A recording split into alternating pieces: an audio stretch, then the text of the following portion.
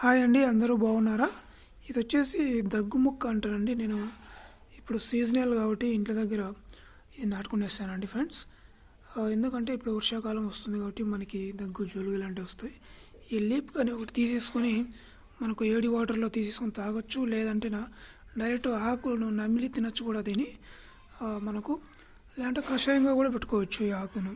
ఒకవేళ నమిలి తినలేని వాళ్ళు కూడా మనకు ఇప్పుడు ఈ వర్షాకాలం కాబట్టి ఇప్పుడు నాటుకున్నట్లయితే మనకు త్వరగా గ్రో అవుతుంది ఫ్రెండ్స్. ఎవరికైనా ఈ వీడియో నచ్చినట్లయితే మీకు లైక్ చేయండి, అలాగే షేర్ చేయండి, నా ఛానల్ని సపోర్ట్ చేయండి.